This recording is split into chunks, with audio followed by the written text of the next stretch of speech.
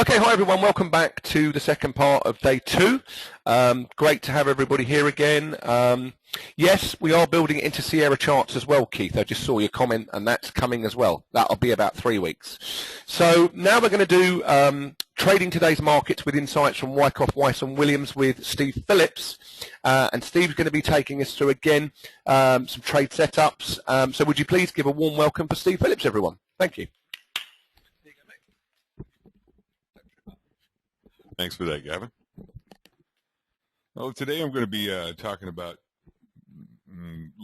Yesterday we talked about the what causes the market to turn and things to look for. Now, once you have all that in place, basically I'm going to show you things to look for after those accumulation distribution have taken place, and how to effectively get into the market. And also I'm going to show you a few techniques that will help you catch it kind of early, and you'll utilize multiple time frames to start locking it in, and then you can peel it back. So this is the concept of what we're going to be going through today, is how to get into a trade and ride it for as long as you possibly can after you've seen the cause, and then we'll trade the effect.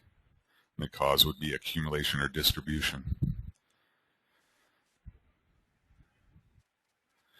I'm going to show you some trend trade setups, which are we'll have to see specific things in the background to make that happen. There will be specific entries and filters and some stops, utilizing the trade guider system. We'll be utilizing, again, trailing stops, using multiple time frames to protect the profit and move it along with an open target. What inspired me was the anybody heard of the turtle traders? The turtle traders. That's what inspired me to set up this specific type of system, and utilizing Trade Guider's trending system. I just messed with the settings over the years and came up with something that was comparable with it's the same idea, but the filters and the way to get in the market, and using your volume spread analysis skills to actually get in the right side, or not just take every little turn. So that's where the concept came from, and then I applied BSA principle to it to filter out the bad things for it. And I'm not saying it's a turtle trade, but it's the same. Yeah, exactly. It's a investment type or swing trades that'll last hopefully months or years, but or weeks. If they last days, well, you know what happened. It's basically a way to add to the winners as well. The setup criteria, it's just a trend crossover. You have to see specific things in the background, though. Time frames, we'll be using a weekly, a daily. Once the trend is in place, this is important. Once the trend's in place, the 240 chart can be used to protect the profit along the way. It's a 4-hour chart. Really start locking things in. And the moving averages are on the diamond system. It's a proprietary system where it changes white, green, and red. But I found that once they turn color, it's a pretty true direction, and it kind of filters out the noise of the chop back and forth. I have some H-stop settings, and those are those volatility stops that you see in the Trade Guider system. We'll be going over some charts, and I'll talk about those H-stops, or volatility stops. They flip, or the trend changes with the diamonds, and specifically, you'd like to see either a pivot high or low, or the accumulation phase, distribution phase take place and have it jump the creek or fall through the ice. And then it's almost a no-brainer just to jump in there. The what I specified here was the no more than 45 bars in the background. I'm going to show you something. I mentioned 90 bars, pivot high or low. Well, if you saw that on the right edge of the chart, that would be a setup I would take. Those gap down shakeouts, the up thrust, 90 bar high. I'll take them if it's working. I can utilize this trending system trade to add to that position. And then if I'm on the weekly, we'll get into that, into how I'll lock those things in.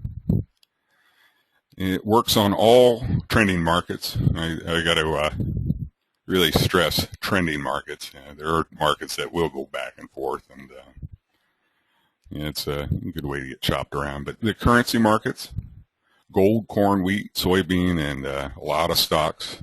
There are stocks that have that characteristic. They'll go back and forth, up and down for years. And there's those stocks that weave in and out that are, it's usually the larger cap stocks where you have a lot of institutional funds coming in and out. That really shows the accumulation distribution. And once they can get a hold of that, they tend to trend more. So something to think about, the little bigger stocks within the index.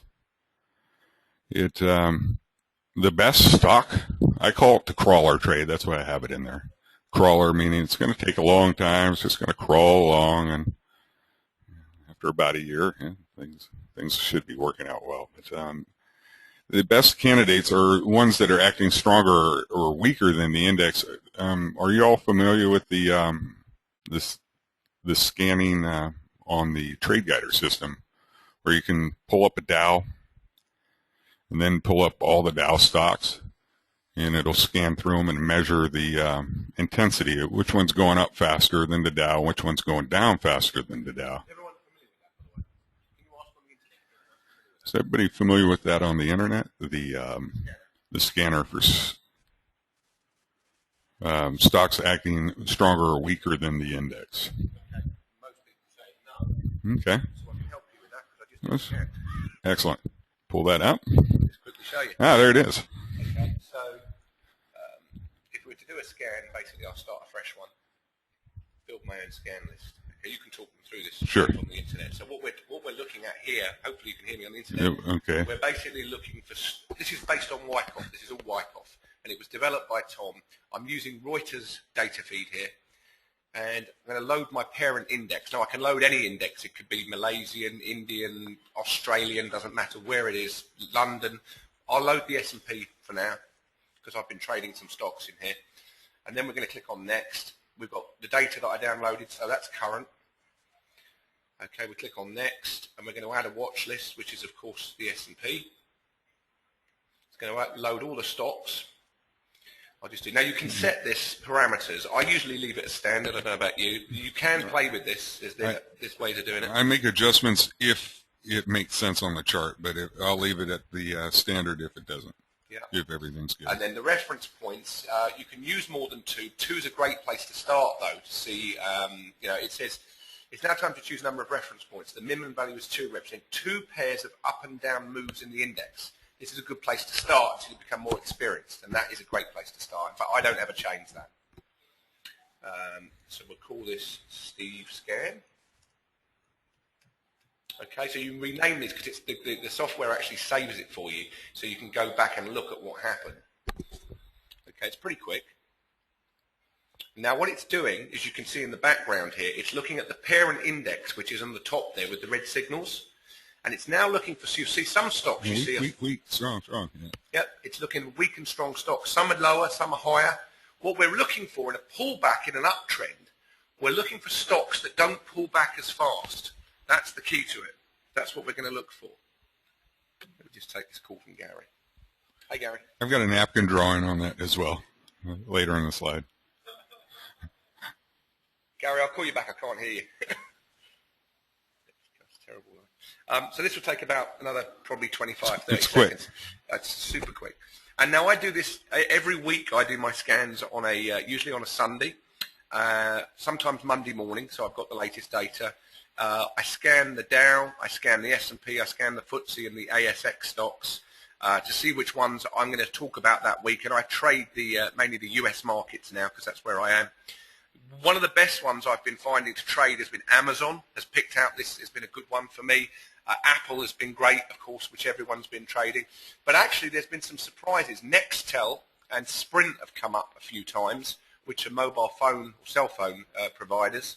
And you've also got my favourite airline, Southwest, came up. In fact, you can see this is a scan I did earlier. In fact, it's there. Some of these I don't even know. But look at the weak stocks. You see, you've got, First Solar, I think. Was that the company that Obama invested in? I'm not sure.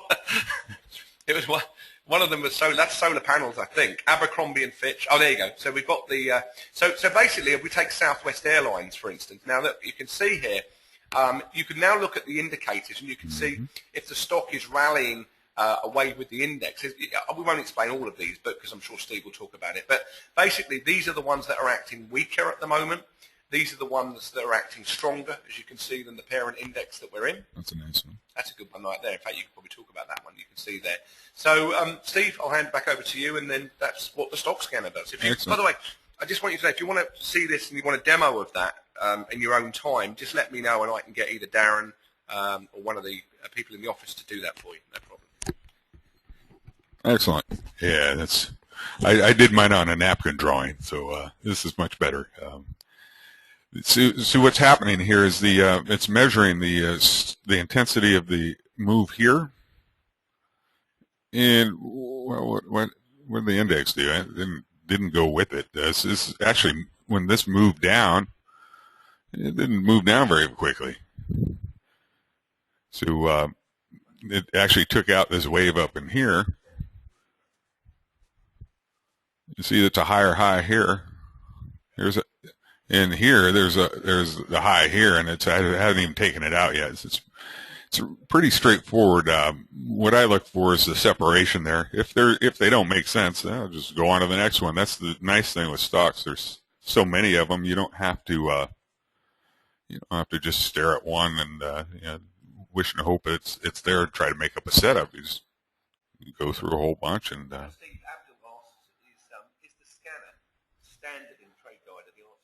Yes. Yeah. The question was, is the study standard? Yeah. It's right here on the scanner, and you go to the stock scanner there, and follow the process that Gavin just did. But yeah, look at these, and anything that's acting stronger than the index, and the index is moving up, I start looking for those trend setups to the upside. And vice versa. If it's trending down and the stocks one stock's acting weaker, then I'll put that on my radar. Then I'll look for those specific things to happen. And let's get into those specific things here. So the best stocks are candidates that are acting either stronger or weaker than the index when you're going with the index. Here's a setup here.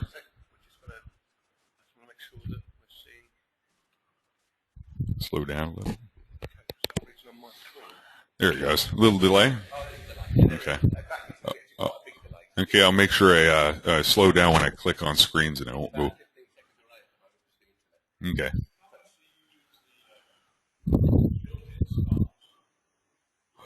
This is I utilize the H-stop specifically for this setup, and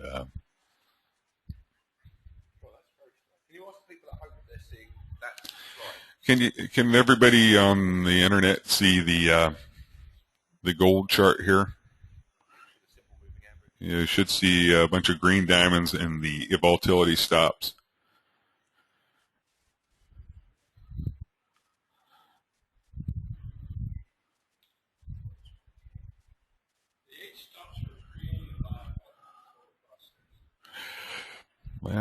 I'm pretty sure it's based off the Wilder volatility, but Gavin could probably elaborate more on that. It looks like a volatility stop. The weekly chart settings, the 3.25 settings for the H stops. Let me pull up Trade Guider for you. And see this diamond stops, or go, you hit that, and there it goes. I clicked it too quick. Sure.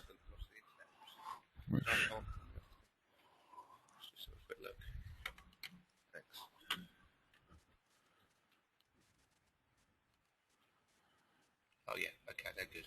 There's a delay on the other one. Okay. Okay, good. It's okay. It's your top. Good stuff. So volatility stops. Here we go. Click on the H stops here, and then go to this arrow. They're normally set at 2 and 1.5, which is excellent settings. What I've done is I've gone a little longer term. Went from 3 to 2.5. See, it changes them. Gives you a little more room in there. And then what I've done with the diamonds, they're set at 20. I go 65. This is just this particular setup. I am dynamic with the H stops and the diamonds, and utilize intraday trending in different settings. But this is more of a swing trade type of holding. And specifically, if you see accumulation distribution in the background, I want to stress that. You take every little turn, it's a good way to get chopped up. And there you go.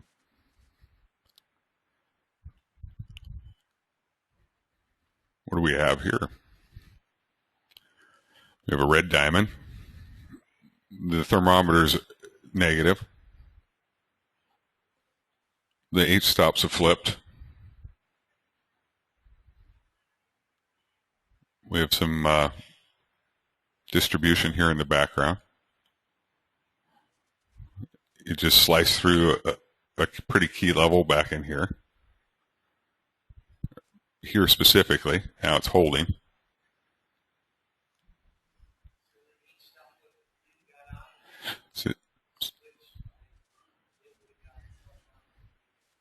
So what I would do is I see this,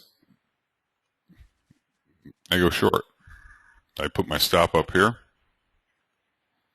and ride it on down. If I see some signs of strength come in, what I'll do is I'll take it from a, is this end of day data? Yeah. What I'll do is I'll go down to a 240-minute chart as soon as I start getting profit and lock it in and trail it as much as I can. And if I start to see when the daily catches back up, I leave the daily on and let it ride as long as I possibly can. So if I'm trading off the daily chart, as soon as it starts moving in my favor, I go to the 240-minute chart with the same exact settings. I utilize those H stops because they're going to be tighter on a smaller time frame. So that's how I peel out of it. I'm going to show you some examples here on the chart, though. The 3, the 2.5 with the 65 setting. You see here back in gold. What do you see here?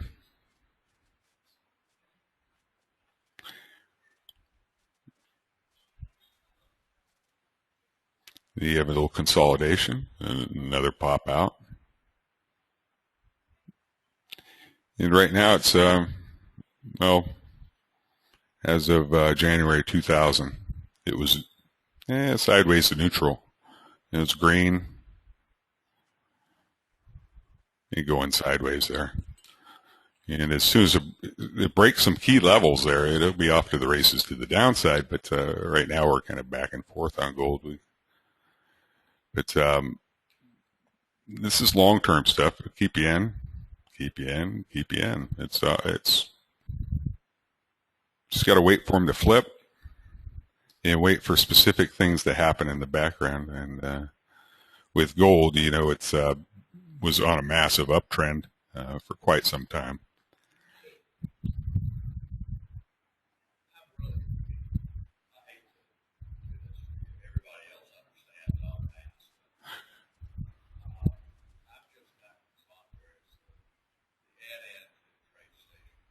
Okay.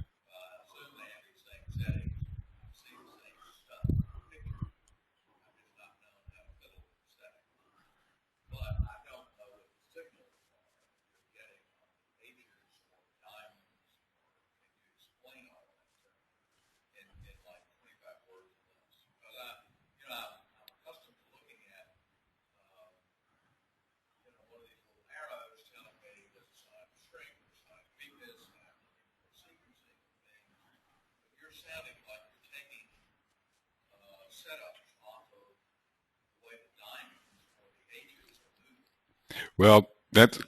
Can I make a suggestion?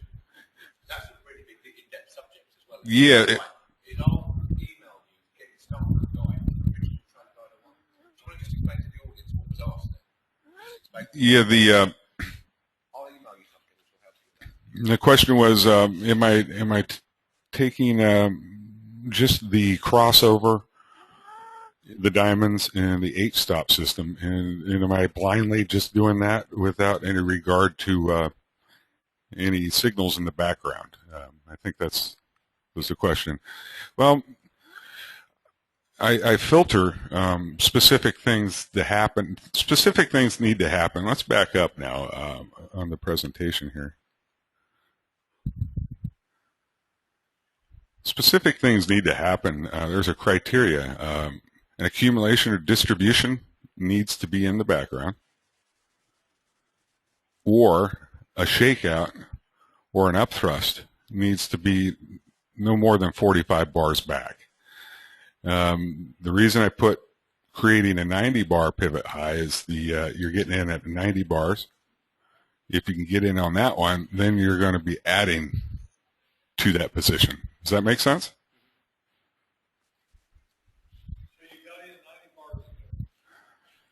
90 bar high, and then 45 bars later, if it's going to start trending down, I'm a happy camper.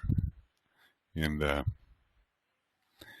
basically, I talked about those 90 bar high up thrusts and the gap down shakeouts. Well, it's catching tops and bottoms. It's good stuff. That way you can peck away at it, and then once you catch the turn, you can ride it real well. And what I've found is when the indexes start turning over, some stocks take a while to turn. And when the index is going down, all of a sudden you start to see upthrusts on ones that were acting stronger, but they're starting to turn now too. And so really phase it with the market as well. So if the market's trending up, well, you're going to be looking for things that are moving up and gap down shakeouts to start your position. And after the trend has changed, you can start looking for pullbacks, tests, no demands, and upthrust as well. So what this does is it catches you. Here's your upthrust. You're catching the top. You're taking the crossover, and then when it crosses over, it's probably coming back to an area of resistance somewhere, which is going to give you your no demands, upthrust, and things of that nature. So you can actually add with your trend cause and effect type of trading as well. So there's 3 different ways to enter once it's called a pilot position, or probing the market is what I call it. Specifically, when indexes are going down, and you start to see that stuff happen. It looks like stocks are trending up, but you're hitting the top because the market's starting to push back. Does that make sense? And vice versa. If the market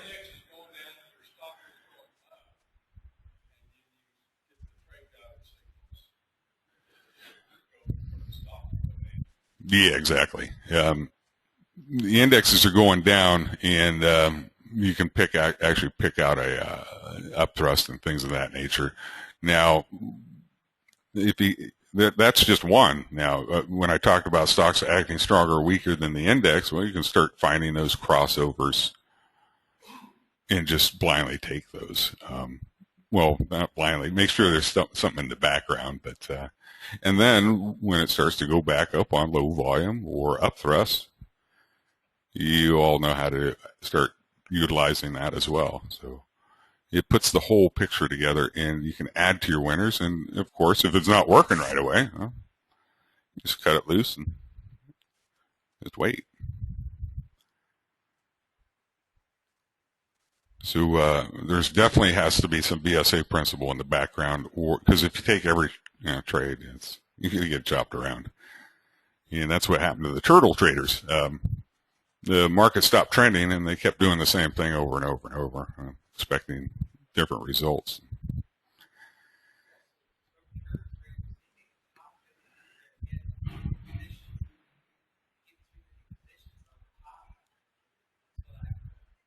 Yeah.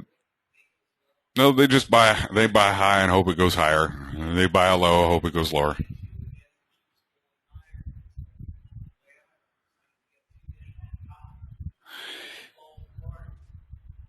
Yeah, the comment was about when you're in a position, and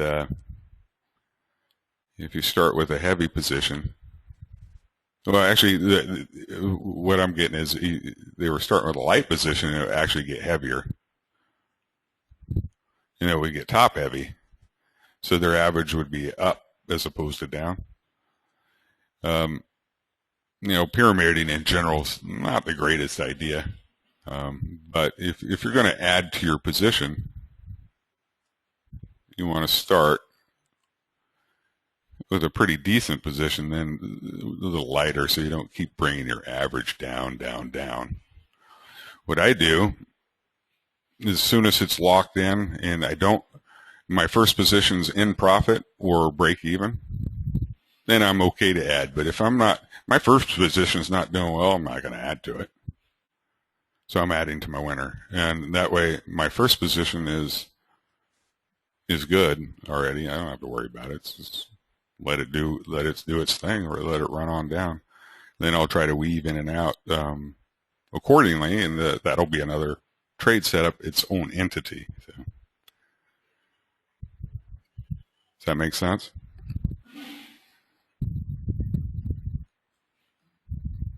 So real straightforward here.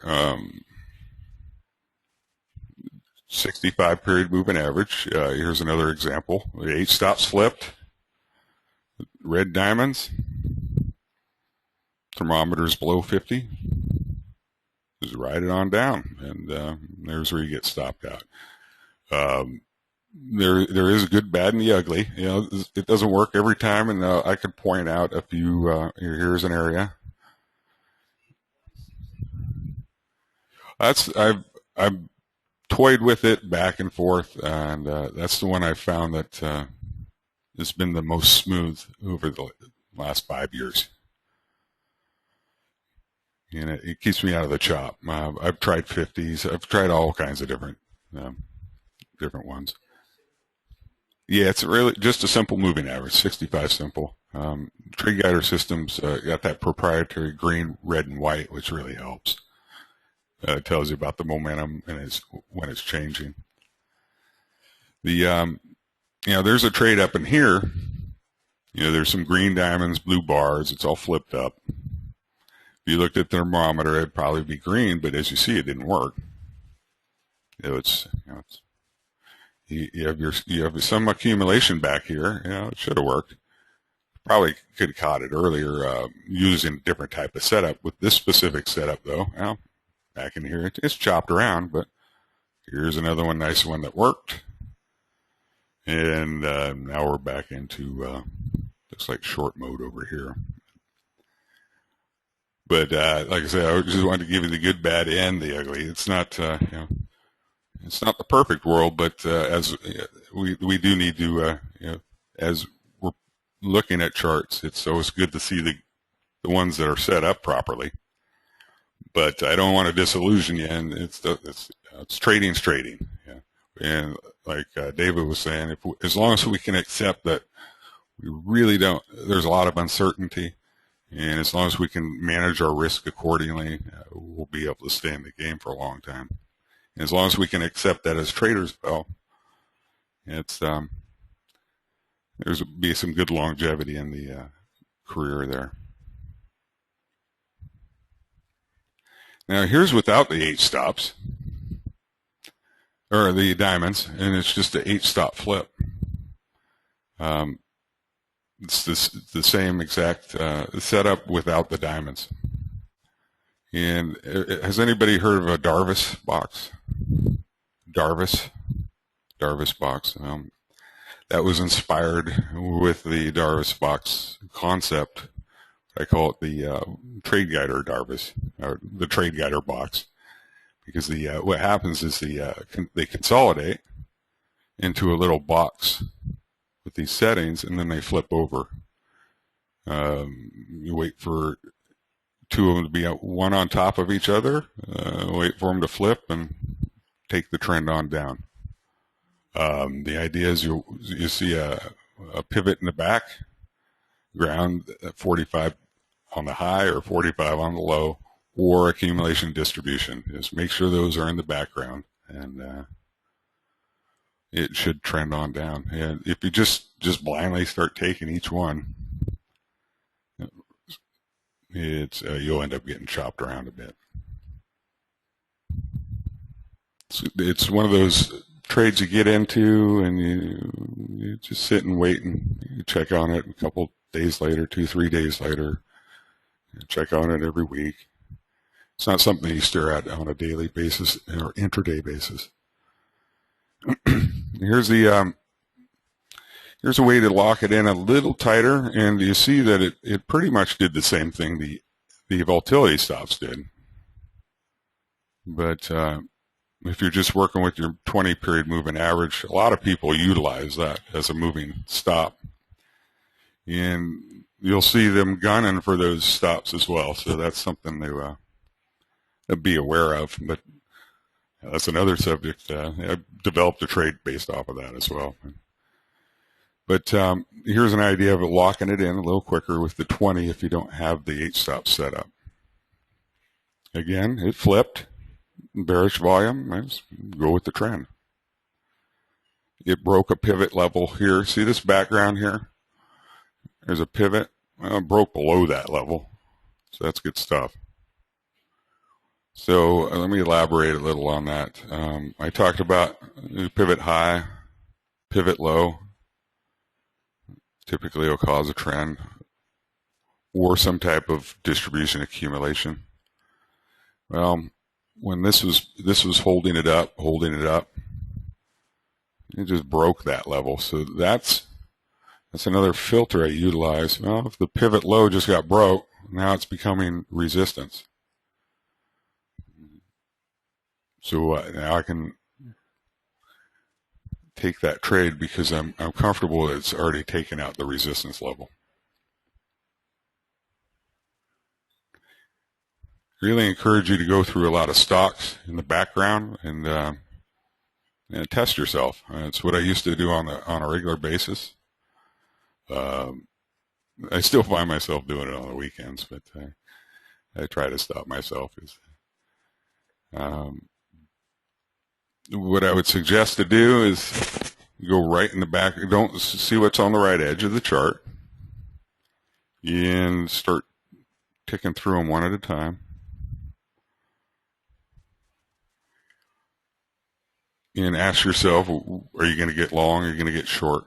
And test yourself as you go through. Really encourage that over the weekends.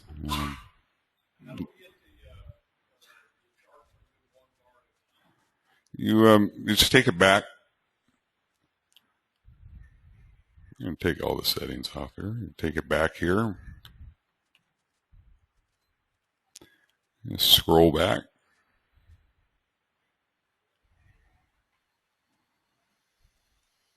And click on the right edge and just hit arrow one at a time.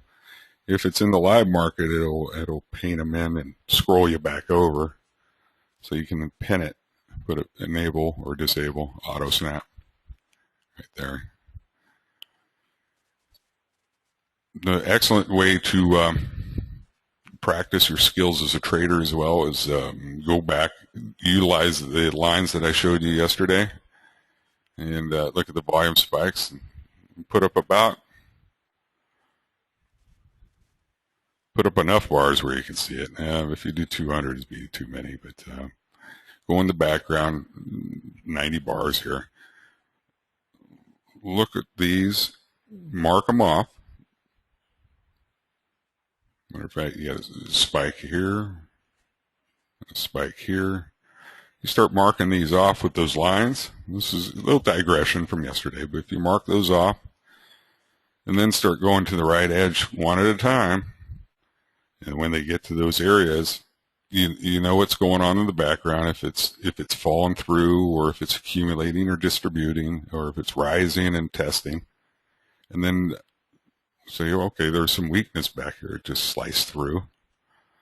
So every time it goes back up to these levels, in here, volume, I'll take the low of this bar, because it correlates with the low of that bar, and it's pretty massive volume here, right there.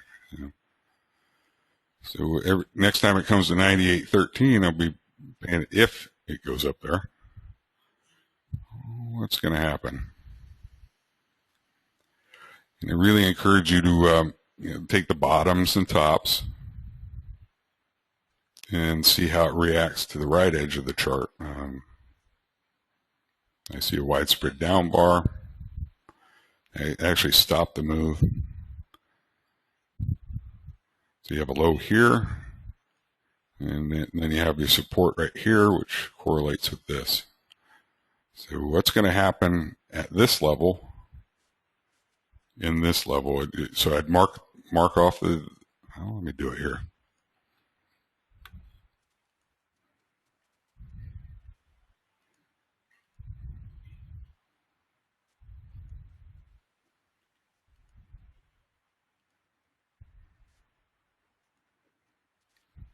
I wanted to show you how to do a drill like this as well. I hope you practice. Practice makes perfect. Good practice makes perfect.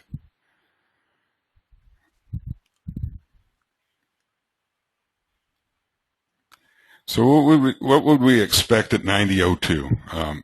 What would be the expectation there as this coming up? What are we looking for?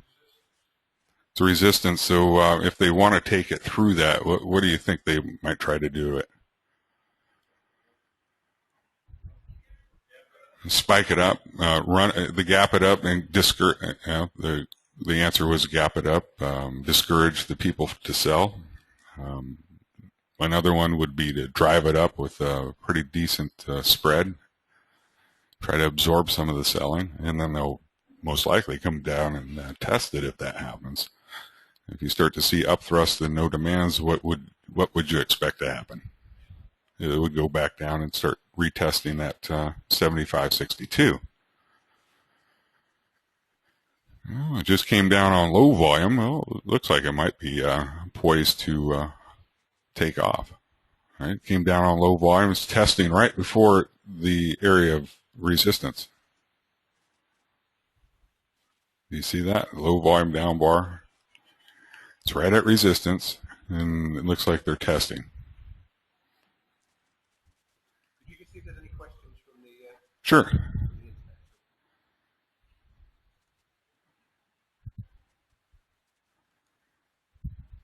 No demands, upthrust.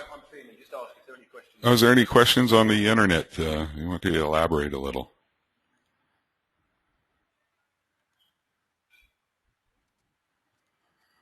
So let's test ourselves here. Okay. Yep.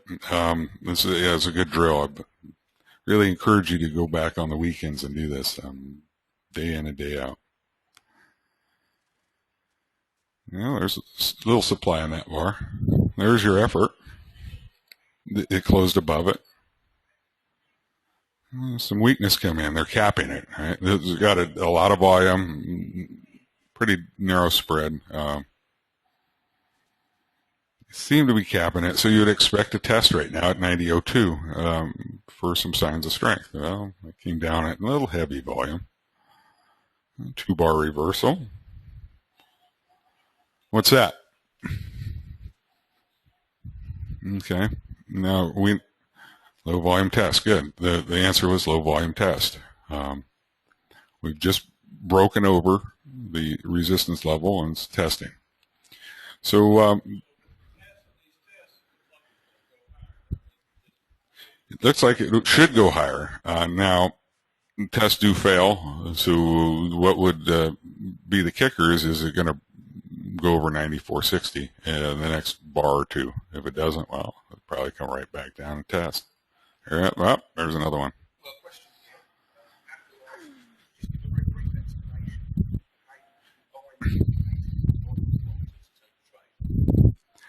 The indicators combined with the volume thermometer to take a trade, I utilize the volume thermometer only for a crossover and nothing else.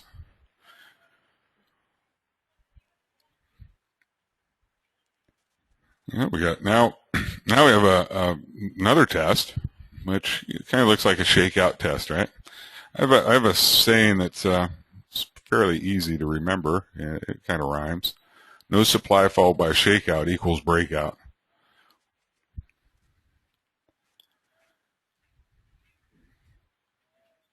There's my crayon.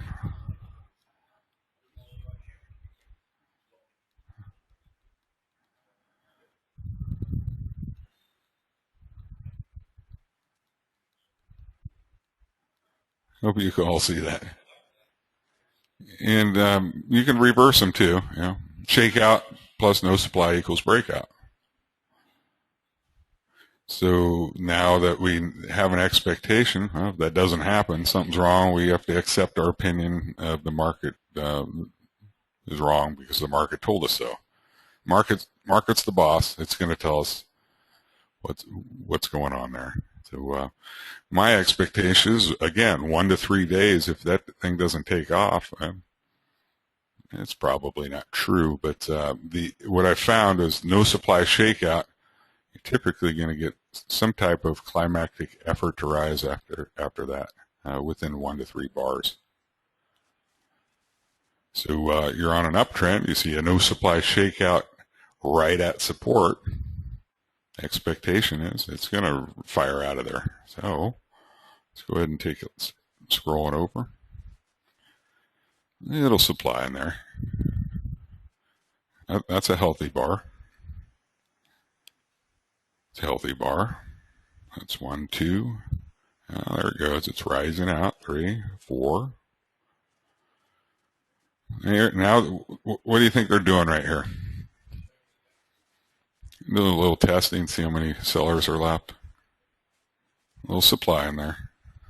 It popped right back up though. Now what's that? Another test. Now we know tests need to break out to be successful. There it is. There's your breakout. That's the expectation of a test, 1 to 3 bars, and you see that. You know you've done the right thing. Now the market just gave us a gift. So if I'm on the daily chart, I'm blocking it in with the 240 or the 60, however aggressive you want to lock those things in. And that's an excellent way to manage a trade with TradeGuider, utilizing multiple time frames, those H-stop settings. And I'm just showing you something with 3 and 2.5, but it's dynamic.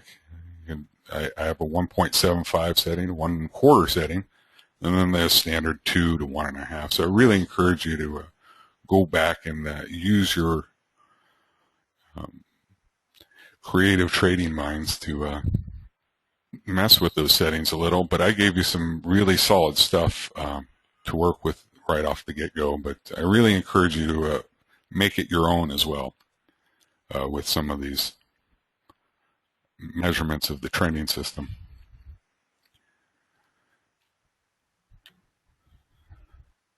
We've rolled right back over. Now what do you think they're doing here? And top 2-bar reversal right here, yeah. And that's the question was, do you call that a 2-bar reversal at the top? And yes, when you see those that pivot, it's just like a gap down shakeout or an up thrust. If you see that as those that pivot highs and pivot lows, that's a shakeout over 2 bars. It's the same thing as that. It just took 2 bars to do, and vice versa. Starts to go up and then right back. That's a 2-bar reversal. And if it's pivot high and pivot low, it's the same exact thing. So there's nothing to the left where it's the ultimate top, and nothing on top or bottom. So if it's a pivot low, and I typically go 90 bars back. You can go a little further, but 90 bars is a good one for myself. So it's the same exact thing. 2-bar reversals are up thrusts that are hidden over 2 bars, basically. That's how I look at them. Now, what do you suppose they're doing here? And why would they be testing here? Oh, I just gave you the answer. Why do you think they would want to try to test here? We went over those lines yesterday. What's going on back here? A little effort to rise out of there. Well, what's the top of that? Is it a coincidence that they're testing up here? No. There was all this massive volume. They had that effort to rise. It went sideways, and then they start grinding up higher. That's the last area of support. Does that make sense? Why they would test immediately right here? Matter of fact, I'm going to draw something that yesterday we spoke about specific things to look for when you have climactic action. It starts to come down. We know that they're probably going to try to take it higher. Well, I've found that when they do push it up, if you look to the left and look at the last pivot high, just immediately, don't go too far back. Last pivot high of where they're running it through, they're going to come right back down and test that over here. And it happens over and over and over again. And that's exactly what's going on right here. Just on a smaller intensity. Does that make sense? You got that wide spread up bar, and you got some things going on in the background here. And it might create a little pivot there. Well, it's pushing through there, and most likely it's going to come right back to those levels and test it if it starts to come down immediately. And excellent spot. It's almost, it's picking that effort to rise up out of the creek. And you'll see that on a regular basis over and over again. And it almost always comes down to those levels.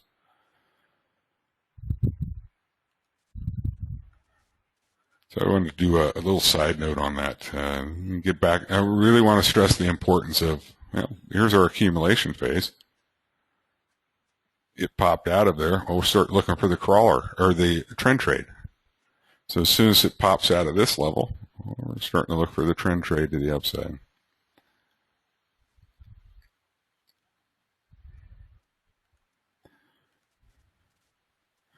This is what I mean about locking in profits and trailing using multiple time frames. This really helps you manage a trade once you get in it. When the weekly triggers, lock it in with the daily chart. Then the weekly catches up to it. Just peel it back to the weekly and start looking for more ways to enter the market. When the daily triggers, I use the 240. When the 240 or when the daily catches up to 240, I go back to the daily and cap it in and look for my next trade. That way I'm establishing positions that are risk-free after a while. If I get stopped out and it takes me out, step aside and wait for another one. But the idea is once you start locking them in, it becomes a nice project for about a year. Peeling back to the original time frame will allow you to cap it. That's exactly what I was talking about. Just peeling back and peeling back. Then wait for another one to utilize. If you say you get on a weekly, just wait for the daily to set up. If you're on the daily, just wait for one to set up on the 240, and that way you can weave in and out of it a little better as well. If you do see climactic, when I see climactic action going in my favor, I tighten my stops up. So the market just gave me a gift. Climactic action or areas that are strong support or resistance, I tend to tighten it up a little more and see what's going to happen next. If it starts to show some signs of weakness, then I'll really get aggressive and start shortening my time frames. I won't take it out because this specific setup is not, don't get out, but just keep tightening it up and protect it as much as you can with this specific setup. So we talked about the top-down scans, and I do have a napkin drawing in here, but if you see a principle appear on the indexes, accumulation or distribution followed by a trend, again, the market's trending down, you start looking for the ones that are acting weaker. And there's a dynamic to it. You can catch those ones that have the 90-bar highs with those up thrusts as well, because you're going with the index, and most likely it's going to pull back with it. And vice versa. The index is going up, and all of a sudden you start seeing gap-down shakeouts that just happen to start turning. We're talking about springs and up thrusts. Yeah, so it's all gelling together, all correlates together there.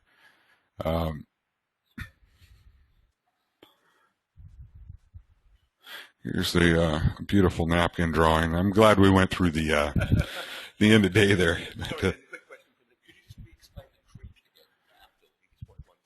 Okay. Yeah. That's a good place to draw here. And I said, while you're doing that, could you also at some point go over the W and M patterns again when you get a chance? Okay. Good stuff. So the what I've referred to the creek, you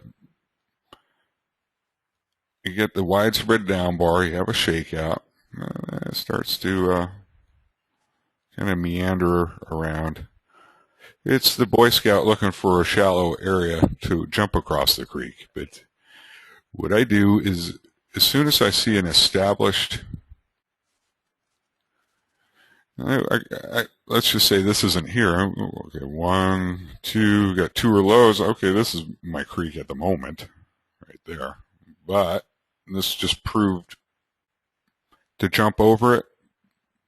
That could I didn't put the volume in, but that could possibly be a test. But we know tests fail.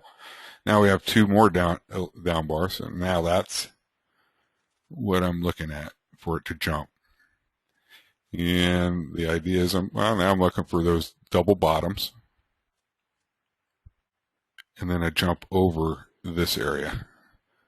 So the creek in the W is this part of in my trading world. This is my creek right here. The Richard Wyckoff, his creeks are a little crooked, but it's the same idea. They're doing this. What I've done is I say, I want it solid, and this is exactly where I want it to be. I'm going to be very particular about it, and look for that W. And I'm usually trying to figure it out right about that part of the phase before it happens, and that way I can anticipate that gap down shakeout over here, and then I can anticipate a jump above and a test. So I'm always planning ahead of what's about to happen once I start to see things happening on the chart. And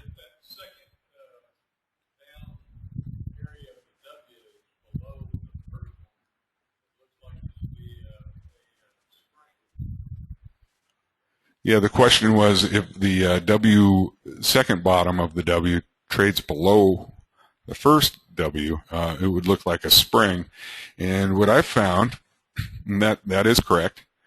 What I found is sometimes they'll look like this. Sometimes they'll be perfect, And then there's other times it'll be a little deeper. But usually, more often than not, you'll always see a shakeout on the second one, or those 2-bar reversals that I was referring to. And then we were just talking about that earlier before the session, to relatively look at the volume from one bottom to the next. And relatively speaking, is it lower? If it is lower, then they've already done their job and shaken everybody out. They have a least path of resistance to the upside. There should be an expectation to jump the creek. So if I get on a gap down shakeout, it's on lighter volume, my expectation is it's going to get up there and jump over there, and I'll be able to add on a test. Now with the M's, it's you just turn it completely upside down, and now I'm always anticipating where this level is going to be before it happens, and then a fall. So now we have, I'm looking for up thrust in here, and then I'm looking for a breakthrough, and then I'm looking for no demands and up thrust after it falls. Now with the my napkin drawings here, which was, I'm glad we went through this. It's what it is I look for the waves or the thrusting. See, here's the Dow. It kind of waves down and then goes up, waves down. What happens here is this isn't going down as fast, and this goes up faster than the Dow. It's a napkin drawing, but you saw it on the trade guider chart, and it's a lot more straightforward. But that's exactly what I'm looking for. Did the wave go up faster? The intensity of the thrust.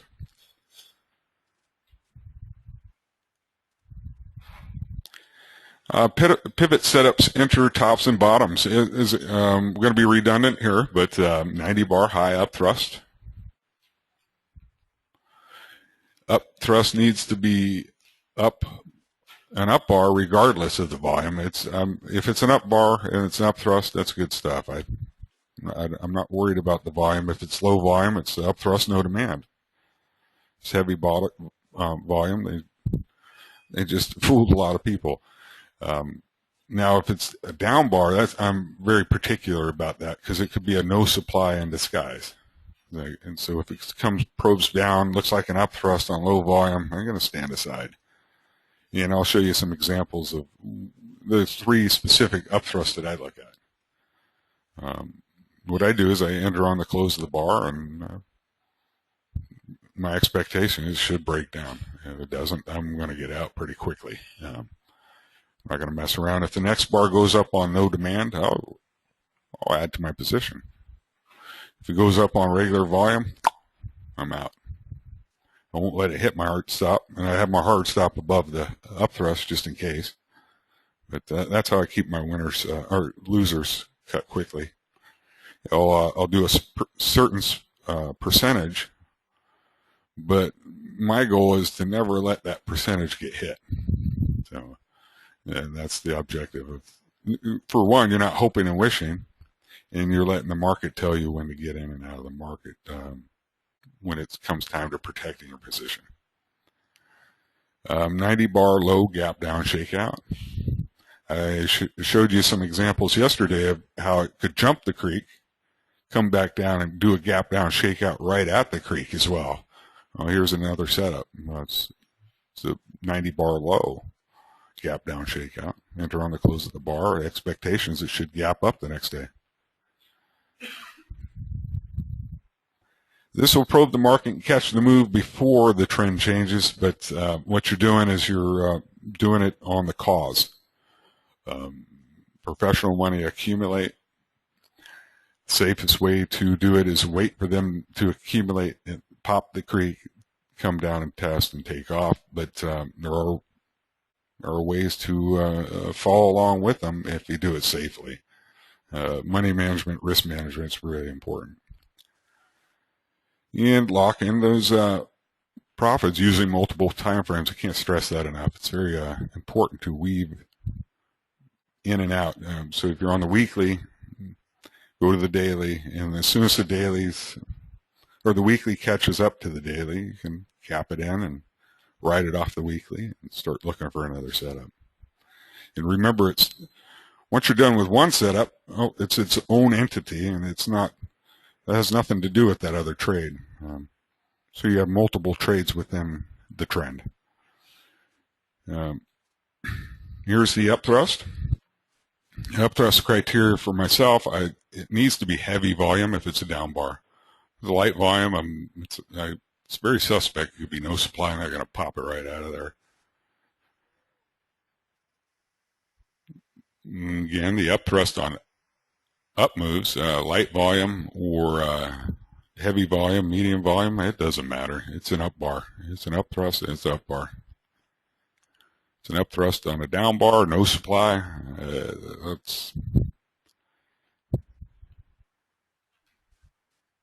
And there's your no demand up thrust. That's a beautiful one. It means they actually fooled them and they withdrawn.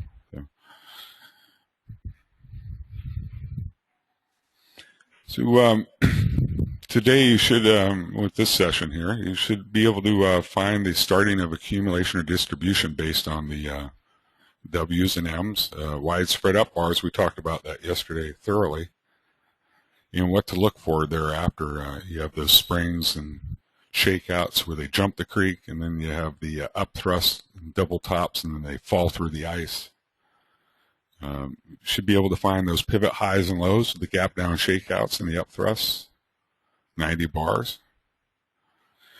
You should understand how to find stocks that will trend faster than the index. This will help you trigger swing trades based on trend and, I want to really stress this, and cause in the background. You got to have those causes in the background. If the turtle traders, you read on them and you see what their demise was. It's trying to be a trend trader in a sideways market and not understanding accumulation and distribution and pivot highs and lows and things of that nature. This will help you add to your winner using multiple time frames as well. You've got the probing of the springs and up thrust. You have the trend that just crossed over, and then you have as soon as it goes up above that accumulation and pulls back and starts testing, and you can take test in a rising market. Take your no demands and up thrust in after it starts trending in a down market. So basically, you have three. You're adding to your position with three specific ways to do it, and test and no demands they're going to happen as the trend's going along as well. So there's three setups, but it could be multiple times. And this is how you open. You have an open target, and you let those winners run. Because there was a part of me that, and every trader could probably relate to this. There was a part of me where I'd take my profit and then I'd watch it keep going. Like, it's okay. I got 50% of the move, but how can I develop a system that'll help me catch everything? And this satisfies that. And this is just one specific setup. And I don't get me wrong, I'll take small moves as well, but that's why I've come up with that. And I think a lot of us can relate to that. So really encourage you to thoroughly go through these.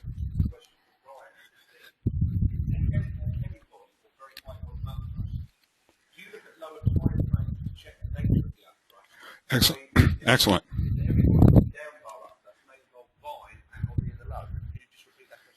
Yeah, the question was about up thrust, and if it's heavy volume coming down, could it be suspect that they're mopping it up a bit? It's an excellent question, and what I do intraday-wise, when I see a 60-minute bar up thrust, I look at a 30-minute chart, because there's two bars within the 30, and I'll see what that up thrust is made out of. And if it's looking like something like this, well, let's put a tail on it just to make it more. If it's looking like something like this, well, that's a little suspect. If it's a 2-bar reversal, that's good stuff. Sometimes it'll just look like this on the half hour. That's good stuff. That's not good.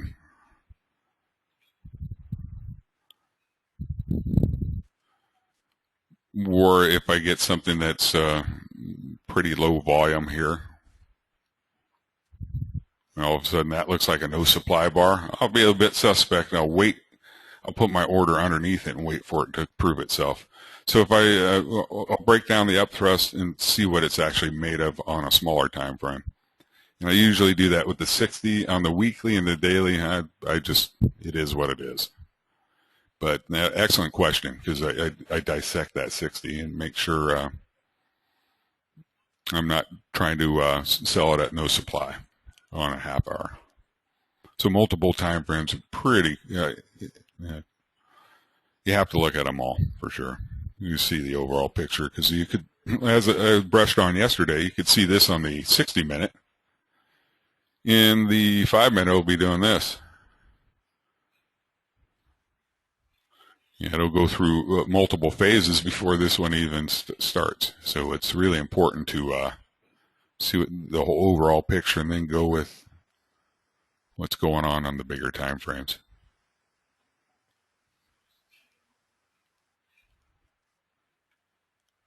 So any questions on any of this? And did that satisfy some of the M's and W's, or should I cover that a little more?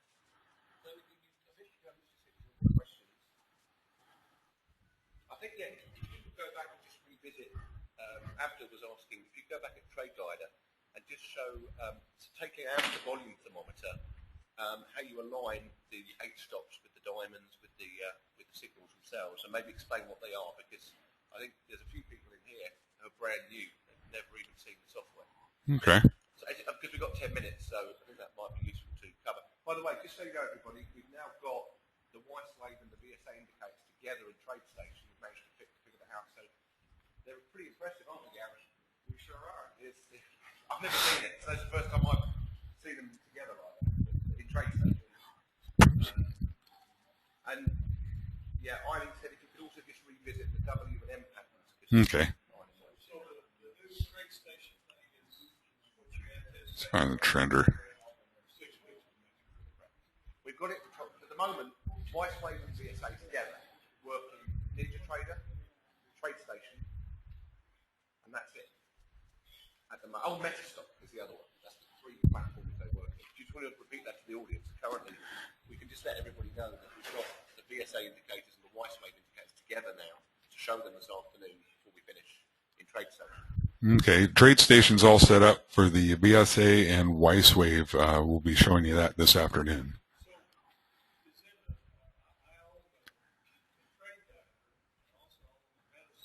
Yep. They won't automatically. You're still going to have Metastock over here, Trade Guider here. What we will have in 6 to 8 weeks is you'll have the WiseWave and Trade Guider, which is the ultimate solution. And if you want a short-term solution, we've got the VSA indicators for Metastock, and we've also got WiseWave for Metastock. So we can have the two together. What we're going to show you in TradeStation, you could have in Metastock today. If you wanted it in Trade Guider, it's 6 to 8 weeks away. Okay, the question was utilizing, just walking through a setup real quick here. We have narrow spreads, they're testing. And then we have a no demand, and then what's this right here? What's this bar right here representing? Little trap move. Never came back up to these levels. So that's the cause right here in the background.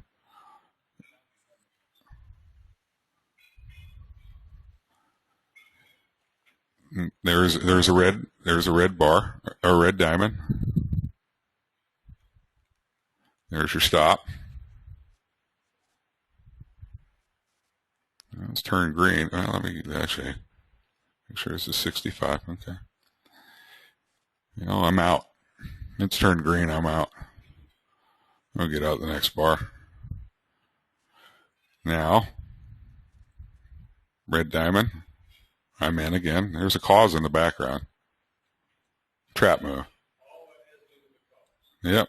Yeah, if there's no cause in the background, there's no reason to take a trade because you'll end up trading a sideways market most likely. Trap move in the background. Now this one actually keeps you in and rides you down to here. Now once it's getting down to these levels, I'm off the daily and I'm on the 240 now. I'm locking it in. So I just showed you the good and the bad, which I'm glad because I don't want to disillusion you. But very, very important to keep these filters in the background and manage your risk accordingly. And as you know, gold did an excellent move previous, but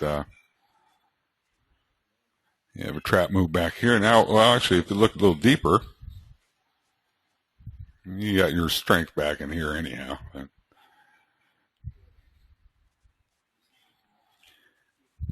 logical spot to keep your stops real tight is anytime it comes back into these areas of support. Now, if it broke through these areas of support, would you think the trend trade would be back on in full force? If it broke these levels right here. Yeah, would the trend trade be in full force there to the downside?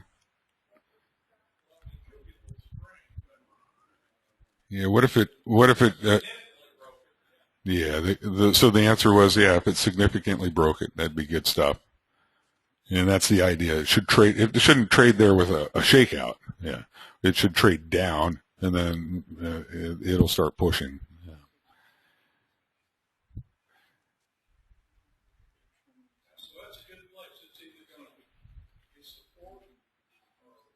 Yeah, and if you're looking at the GLD ETF, you'll see gap down shakeouts at these levels on a regular basis.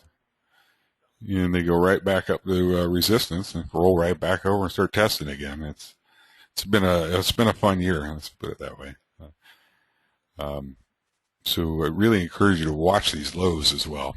But, did that make sense with the trending system? You got to wait for a VSA principle in the background or some type of thrusting up or down.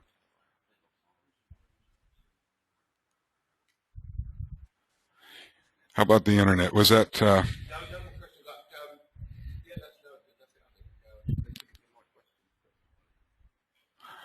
What question?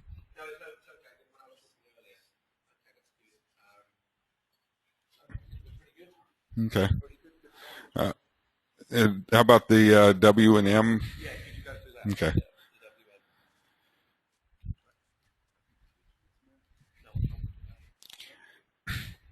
Widespread up bar.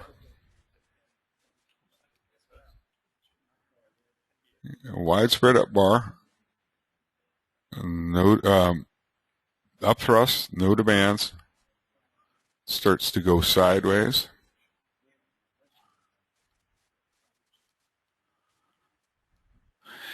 And what do you suppose? Now about a higher high, higher low, higher low. What do you suppose this area would be now?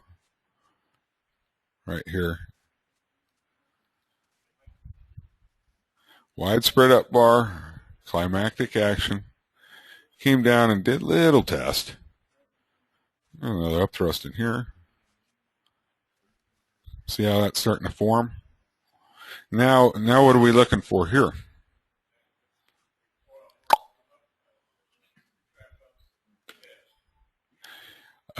Some type of trap move to the downside. Yeah, exactly.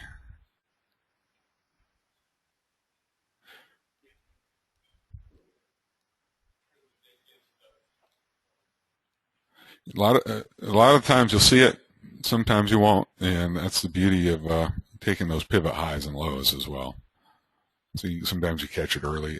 Currencies do that a lot, actually. They'll thrust up and take off, thrust down and take off. It's good stuff there on the currencies. In the stocks, you'll see a lot of gap down shakeouts, those types of things. It's the nature of stocks. So M's are typically Started off with climactic action. That's number one.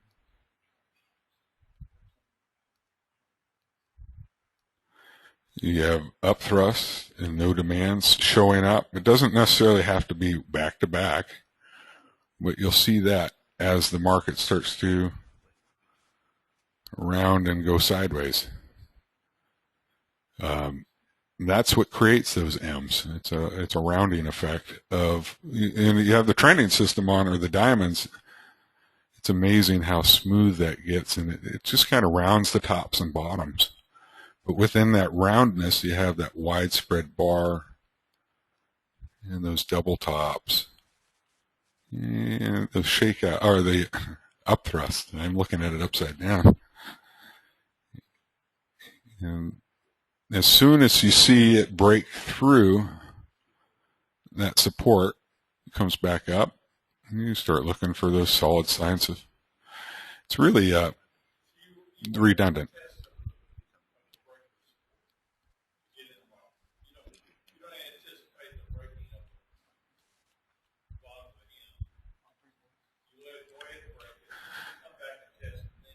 Exactly. The comment was, so when you're waiting for a solid setup and you see the double top and then it catches some support, goes back and up thrust, and then a slice through, now you're waiting for that sweet spot.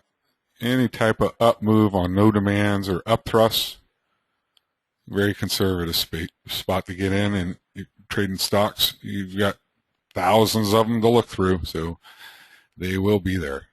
It shows up over and over and over again, and that's with the M's. That's typically you'll see a double top if it's on lighter volume. The second top's on a lighter volume as well, relatively speaking.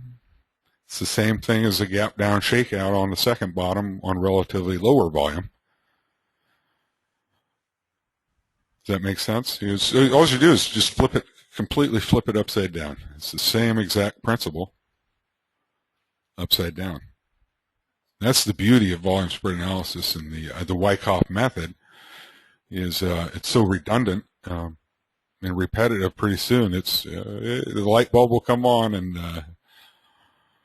yeah, you'll be able to see exactly where it should stop and where it should go, and where to get in. Does that make sense with the M's? Yeah. What were some of the questions you want me to repeat? That.